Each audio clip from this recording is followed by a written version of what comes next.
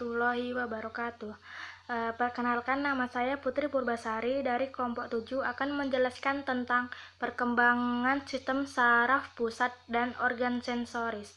Baiklah, yang pertama saya akan menjelaskan apa itu sistem saraf.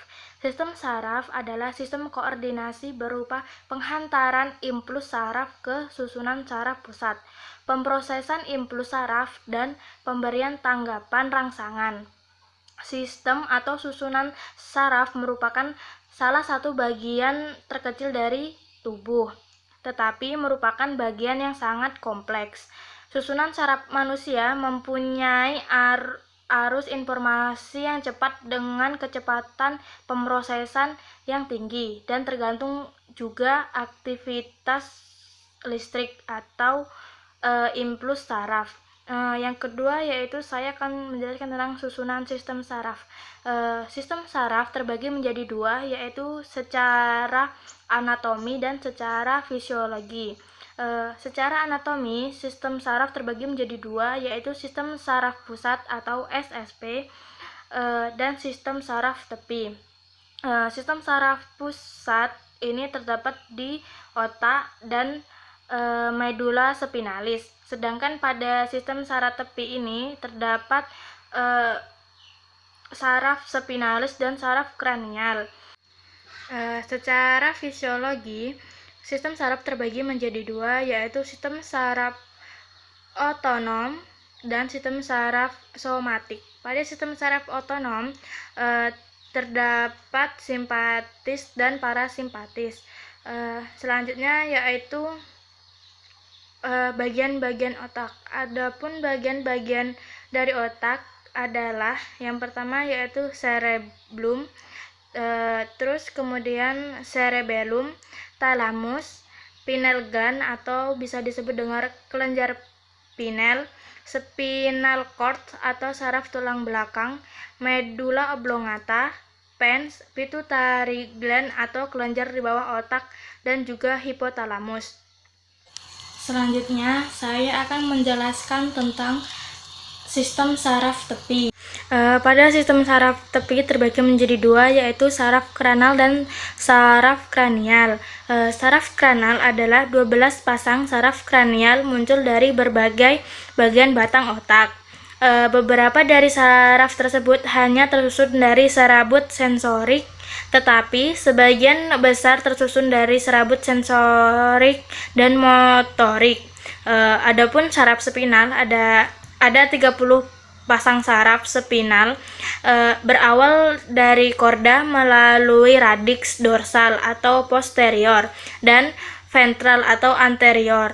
Saraf spinal adalah saraf gabungan motorik dan sensorik, membawa informasi ke korda melalui neuron aferen dan meninggalkan melalui eferen.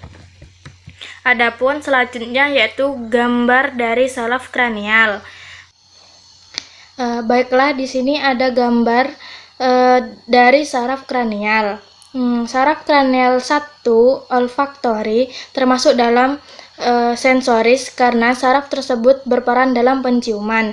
Saraf kranial 2 optik tersebut juga termasuk sensoris karena saraf tersebut berfungsi sebagai penglihatan. Saraf kranial 3 okulomotor memiliki dua fungsi motorik, yaitu mengontrol fungsi otot serta respon pupil di mata. Saraf kranial keempat, trochlear. Saraf trochlear mengontrol otot oblik superior yang berperan untuk menggerakkan bola mata ke bawah. Saraf trigeminal adalah saraf kranial terbesar dan memegang kedua fungsi, motorik maupun sensorik. Adapun saraf kranial keenam yaitu abdusen berfungsi untuk mengatur pergerakan otot yang disebut otot rectus lateral. Saraf kranial ketujuh yaitu facialis. Sama seperti saraf trigeminal dan facialis terdiri dari 4 percabangan. Saraf kranial ke-8 yaitu vestibuloler berperan dalam pendengaran dan keseimbangan manusia. Saraf kranial yang ke-9 yaitu glossopharyngeal, berperan dalam fungsi motorik dan sensoris. Yang ke-10 yaitu saraf kranial vagus, berfungsi dalam hal motorik, sensorik, hingga parasimpatik. Saraf kranial yang ke-9 yaitu glossopharyngeal, berperan dalam fungsi motorik dan sensoris. Yang ke-10 yaitu saraf kranial vagus, berfungsi dalam hal motorik, sensorik, hingga parasimpatik. Saraf kranial yang ke-11 yaitu aksesorius. Saraf aksesorius berperan untuk mendukung motorik atau pergerakan dari otot leher. Saraf kranial yang terakhir adalah saraf hipoglossus. Saraf ini berperan untuk tugas motorik, sebab saraf inilah yang mengatur pergerakan otot lidah. Baiklah, selanjutnya akan disambung oleh Rina Triarisa. Assalamualaikum warahmatullahi wabarakatuh. Baiklah, saya Rina Triarisa. Di sini saya akan melanjutkan penjelasan dari saudari Putri tentang sistem saraf spinal.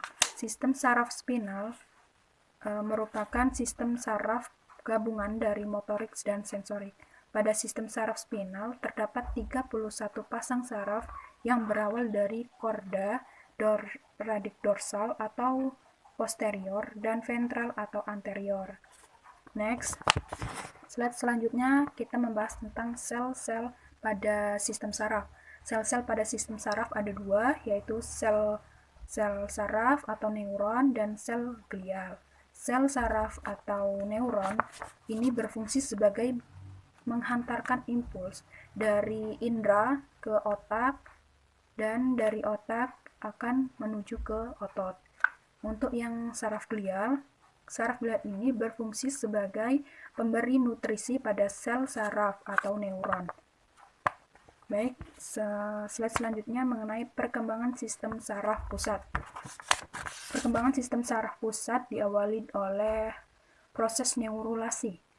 Neurulasi merupakan proses awal pembentukan sistem saraf pusat yang melibatkan perubahan sel-sel ektodem bakal neural.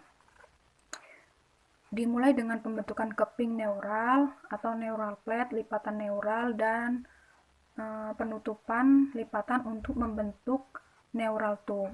Kemudian neural tube ini akan terbenam di dinding tubuh dan berdiferensiasi menjadi otak dan korda spinalis dan berakhir dengan terbentuknya bumbung neural. Untuk lebih jelas tentang proses neuralasi dapat kita lihat pada slide selanjutnya mengenai gambar skematis pandang dorsal dan sayatan transversal, di mana gambar tersebut dapat menjelaskan atau menunjukkan tentang proses perkembangan sistem saraf yang berawal dari tahap keping neural, lipatan neural, dan terbentuknya suatu bumbung neural.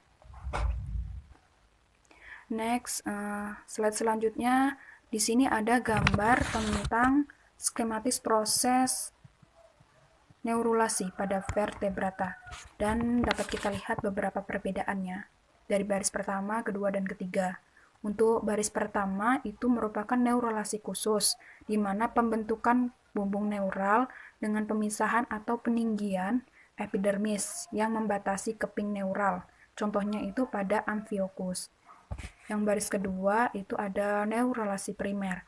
Neurulasi primer terbentuknya bumbung neural dibentuk dengan cara pelipatan keping neural dan bertemunya kedua lipatan tersebut.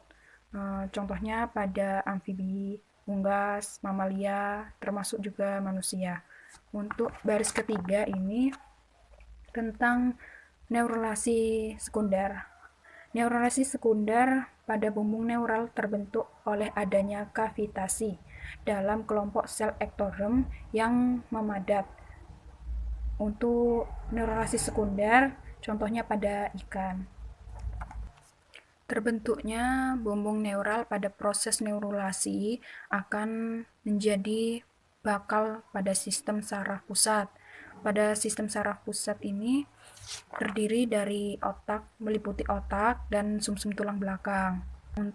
Untuk perkembangan otak dapat kita lihat pada slide selanjutnya, di mana slide tersebut ditunjukkan ada perkembangan otak pada 25 hari, 40 hari, 50 hari, dan 100 hari hingga 9 bulan. Dapat dilihat bagaimana perkembangannya. Bumbung neural pada otak yang baru terbentuk ini berbentuk lurus awalnya. Kemudian sebelum bumbung neural posterior terbentuk, bumbung neural anterior akan membentuk otak berupa vesikula terdiri dari otak depan, tengah, dan belakang. Kemudian berkembang hingga menjadi bagian yang lainnya. Baiklah, sekian dari saya. Selanjutnya materinya akan dijelaskan oleh Saudara Aprendi Sanjoki. Baiklah, di sini saya akan menjelaskan perkembangan organ sensoris. Sensoris yaitu suatu organ yang berguna untuk menerima stimulus atau rangsangan. Sistem sensoris ini merupakan bagian dari sistem saraf yang menerima rangsangan dari luar. Rangsangan yang diterima kemudian akan disalurkan ke bagian otak yang bertugas mengolah stimulus. Jadi, organ sensoris merupakan organ yang menerima rangsangan. Yang pertama yaitu perkembangan mata.